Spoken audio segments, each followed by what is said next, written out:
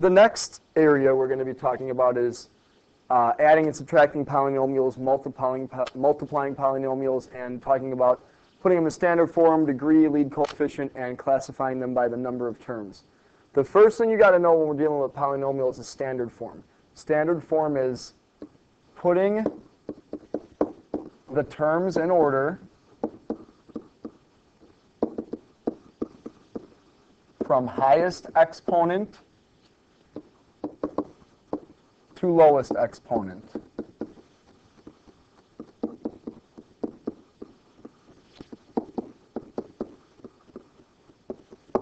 Okay, so what you do is you put, the first term is going to be the highest exponent, and you'll go down by 1 if possible every time. Your last term should always be a constant if you have one, or the lowest exponent available. Degree, this is the highest exponent of a polynomial, the highest exponent. The lead coefficient is the first number when in standard form. So an example of that would be for 3x squared plus 5x plus 1, the lead coefficient would be 3.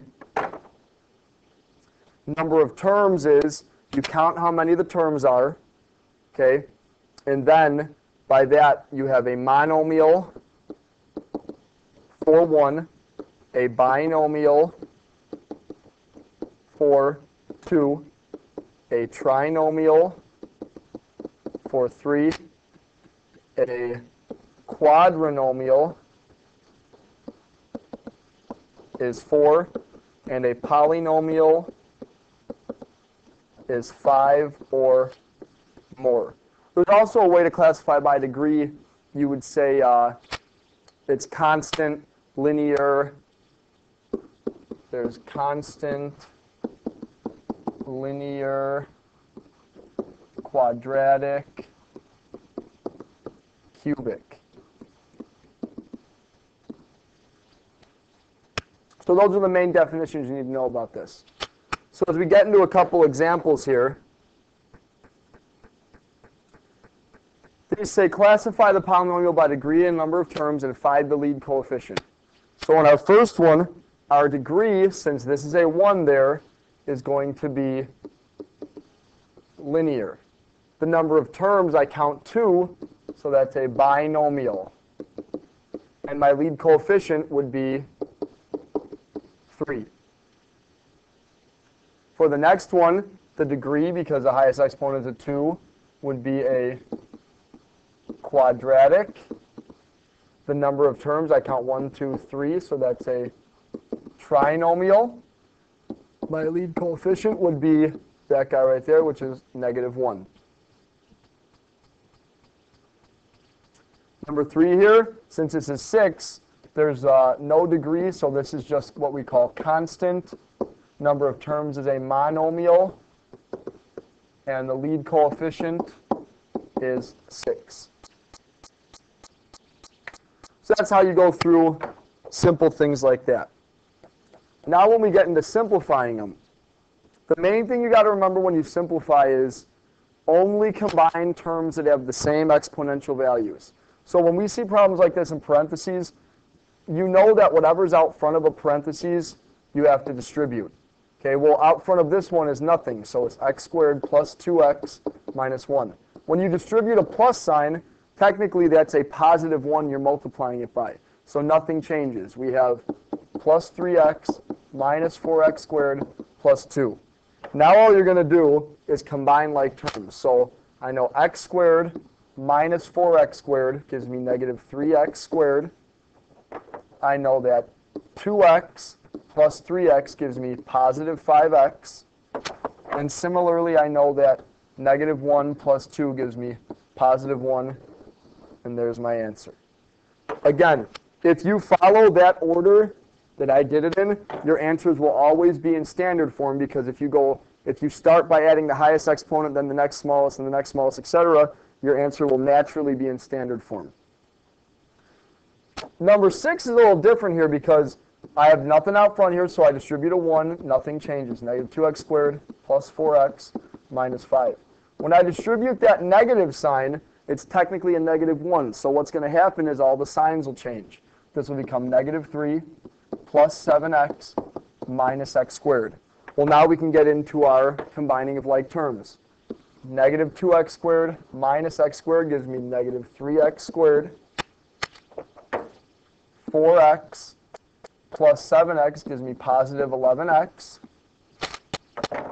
And negative 5 minus 3 gives me negative 8. There's our answer in standard form for us.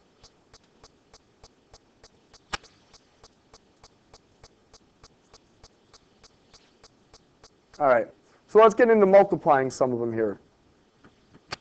Number 9, when we have a number out front of a parentheses or a term or whatever it might be, we have to distribute.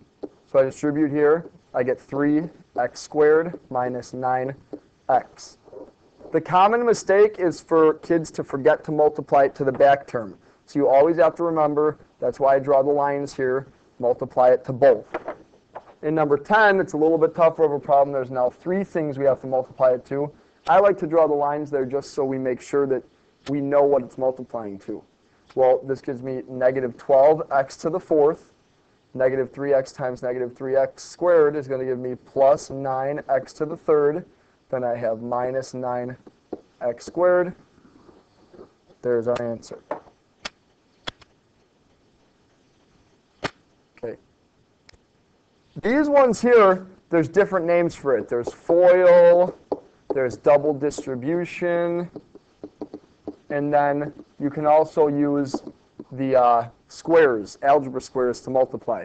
Okay, what I like to do is, just similar to regular distribution, I call it double distribution. I know I got to multiply the 4x to both of them. So I have 8x squared plus 40x.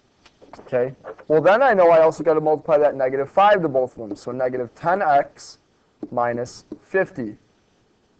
I see that I have like terms right here in the middle. Those become 30x. The rest of it I'm going to bring down. So I have 8x squared plus 30x minus 50. There's your final answer. And finally, number 15, same type of thing as number 12. This is why I prefer to call it double distribution, because now you can see it's just going to be triple distribution. The x goes to all 3 of those. 2x to the 3rd minus 3x squared plus 2x. Okay, well now the 1 goes to all 3 of them. That's where the triple distribution comes in. Plus 2x minus 3x plus 2. Now I'm going to do the same thing I did before. I'm going to combine like terms. 2x to the 3rd, that's going to drop down. There's nothing else. I have a negative 3x squared and a positive 2x squared. That gives me negative x squared. I have a 2x and a negative 3x. That's negative x. And finally, I have my 2 here, plus 2. There's your final answer. Again, in standard form, because I always go from highest to lowest. So this is how you do some basic things with polynomials, multiplying, adding, and subtracting, and also a definition of what standard form means, degree, lead coefficient, and the number of terms.